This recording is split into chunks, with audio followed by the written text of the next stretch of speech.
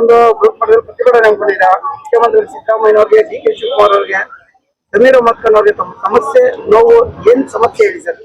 Sir, ನಮ್ದು ಪಿಳಿಗೇನಹಳ್ಳಿ ಆಗಿರ್ಬೋದು, ಹಾಗೂ ಮಾರತ್ತಹಳ್ಳಿ ಆಗಿರ್ಬೋದು, ಹಾಗೂ ಆನೇಕಲ್ ತಾಲೂಕು ಆಗಿರ್ಬೋದು, ಆಶ್ರಯ ಯೋಜನೆಗಳಲ್ಲಿ ಭೂಮಿ ಮಂಜೂರು ಮಾಡಕ್ಕೋಸ್ಕರ ನಾವು ಸುಮಾರು 2001ರಿಂದ ಇಲ್ಲಿ ತನಕ ಹೋರಾಟ ಮಾಡಿ ಬಂದಿದ್ರೆ, ಇನ್ನು ಮುಂದೆ ಕೂಡ ನಾವು ಏನು ನಮ್ಮ ಇದು ಹಕ್ಕುಪತ್ರ ಕೊಟ್ಟಿಲ್ಲ, ಭೂಮಿ ಕೊಟ್ಟಿಲ್ಲ ಅಂದ್ರೆ ನಾವು ಮುಂದಿನ ದಿನಗಳಲ್ಲಿ ಇನ್ನ ಹೆಚ್ಚಿನ ಹೋರಾಟ ಮಾಡ್ಬೇಕಾಗ್ತದೆ.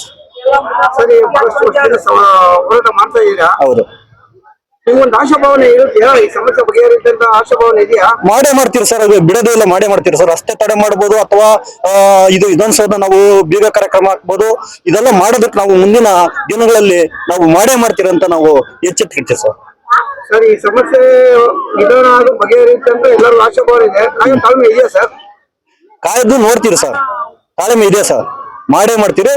ಕೊಡಿಲ್ಲ ಅಂತಂದ್ರೆ ಮುಂದಿನ ದಿನಗಳಲ್ಲಿ ನಾವು ಹೋರಾಟ ಮಾಡ್ಬೇಕು, ಅವರಾತ್ರಿ ದಿನಗಳು ಮಾಡ್ಬೇಕು, ನಾವು ಮಾಡೇ ಮಾಡ್ತೀರಿ ಅಂತ ನಾವು ಏನು ಇವತ್ತು ಕಿರಣ್ ಪಾರ್ಕ್ ಅಲ್ಲಿ ಮಾಡ್ತಿದ್ದೀರಿ, ಮುಂದೆ ಇನ್ನ ಹೆಚ್ಚಿನ ಜನಗಳಲ್ಲಿ ಸೇರಿಸಿ ನಾವು ಹೋರಾಟ ಮಾಡ್ತೀವಿ ಅಂತ ನಾವು ಹೇಳ್ತೀವಿ.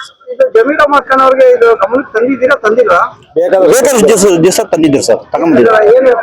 ಏನು ಈಗ ಮಾಡ್ತೀರಿ ಅಂತ ಹೇಳ್ತಾರೆ, ಮಾಡ್ಕೊಡ್ತೀರಿ ನೀವು, ಇದು ಬಂದಾಗ ನಾವು ಮಾಡ್ಕೊಡ್ತೀರಿ ಅಂತ ಹೇಳ್ತಾರೆ. ನೀವು ಎಲ್ಲ ಆಶ್ವಾಸನೆ ಕೊಡ್ತಾರೆ, ಮಾಡಂತ ಇಲ್ಲ, ಘಟನೆ ಇಲ್ಲ, ಮೀಟ್ ಮಾಡಕ್ಕಾಗಲ್ಲ. ಇದೇ ಆಗಿರೋದು ಸರ್ ಸಮಸ್ಯೆ.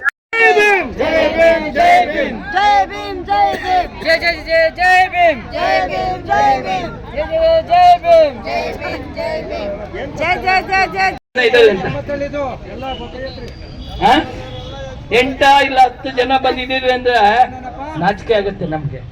ನಮ್ಮ ಅಪ್ಪಗಾಣಿಗೂ ನೀವು ಒಗ್ಗಟ್ಟನ್ನ ತೋರಿಸಿ ಲೀಡು ಜೊತೆ ಕೈ ಜೋಡಿಸಿಲ್ಲ ಅಂದ್ರೆ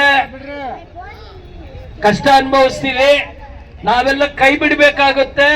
ನೀವೆಲ್ಲ ಬೀದಿ ಪಾಲಾಗ್ತೀವಿ. ಬರೆದಿಟ್ಕೊಳ್ಳಿ. ನಿಮ್ಗೆ ಇಷ್ಟು ದುರಂಕಾರ ಆಗಿ ಏನೋ ಇಲ್ಲಿ ಬಂದೇ ಪುಟ್ಟ